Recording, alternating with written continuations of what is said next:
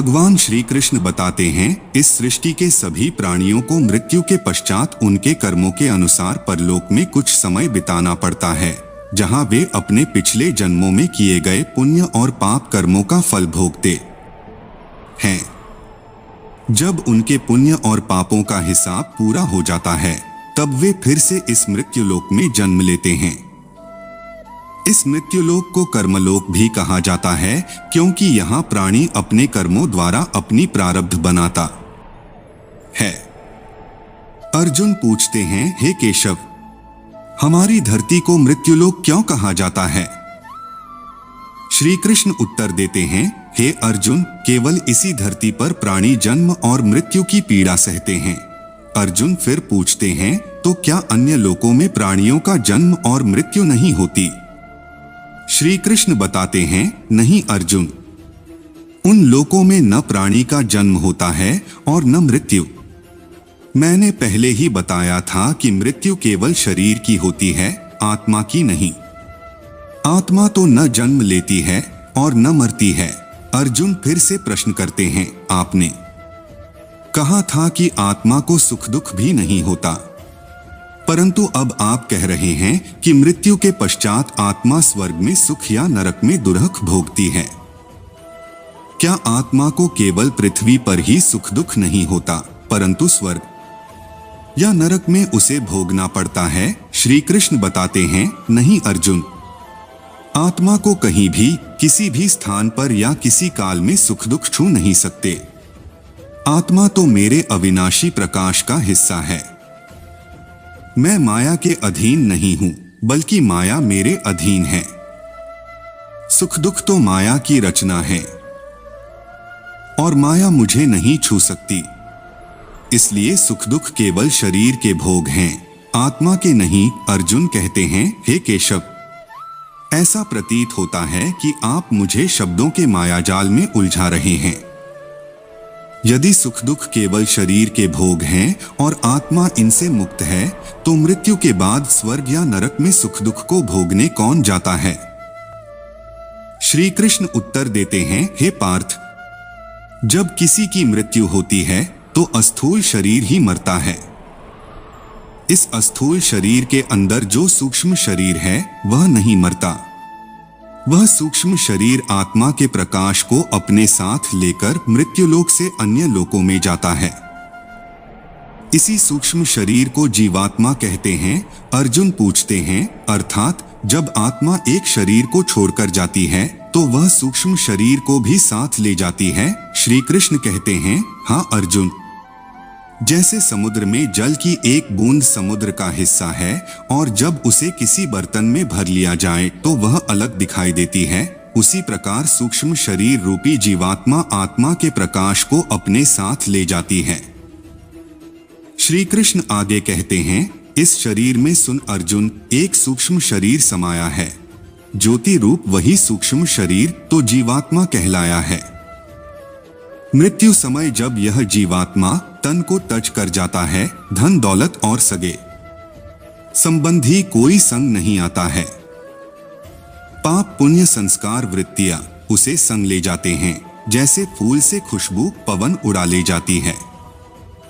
संग चले कर्मों का लेखा, जैसे कर्म कमाए हैं अगले जन्म में पिछले जन्म का हिसाब चुकाए हैं। श्री कृष्ण बताते हैं, हे अर्जुन, जब जीवात्मा एक शरीर को छोड़कर जाती है तो उसके साथ उसके पिछले शरीर की वृत्तियां, संस्कार और कर्मों का लेखा भी साथ जाता है।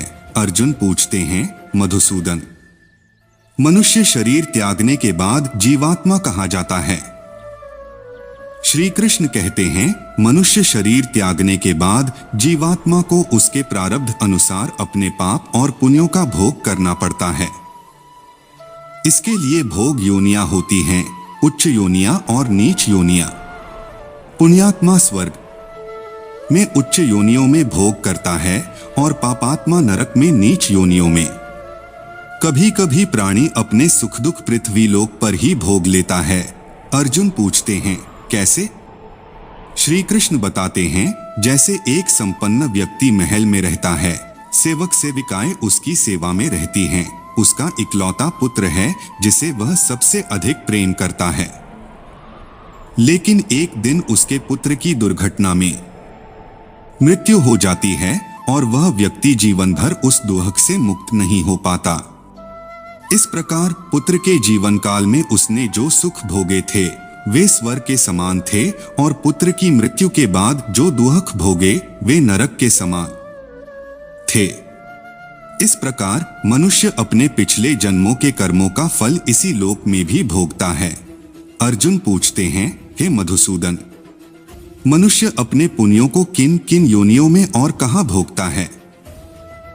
श्री कृष्ण उत्तर देते हैं, पुण्यात्मा किन्नर गंधर्व या देवताओं की योनियां धारण करके स्वर्ग लोक में रहता है जब तक उसके पुण्य क्षीण नहीं हो जाते। अर्जुन पूछते हैं, अर्थात? श्री कृष्ण कहते हैं, अर्थात जब तक प्राणी के पुण्य कर्मों का भोग समाप्त नहीं हो जाता वह स्वर्ग में रहता है।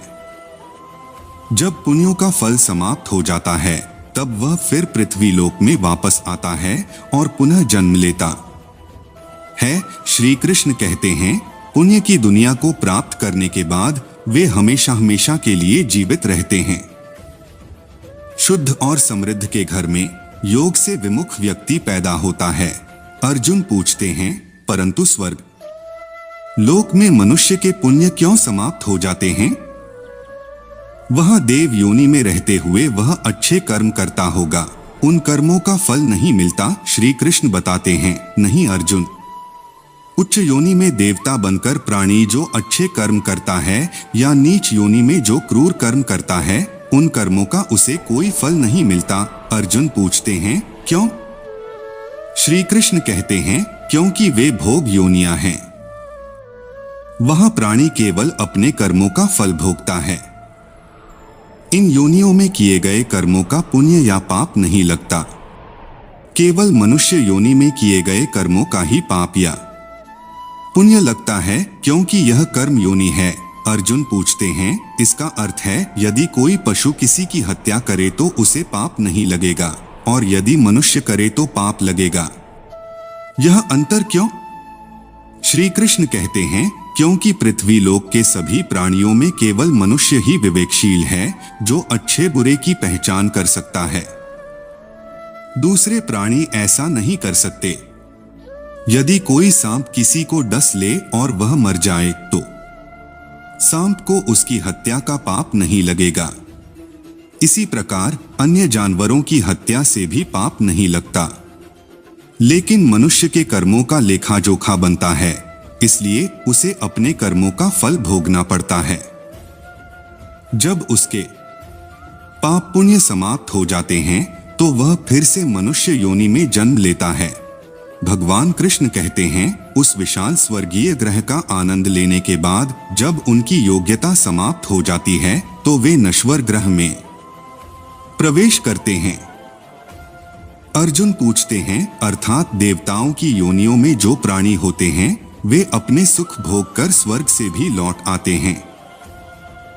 श्री कृष्ण कहते हैं, हाँ, और मनुष्य योनि प्राप्त करके पुनः कर्म करते हैं और इस प्रकार जन्म मरण के चक्र में फंसे रहते हैं।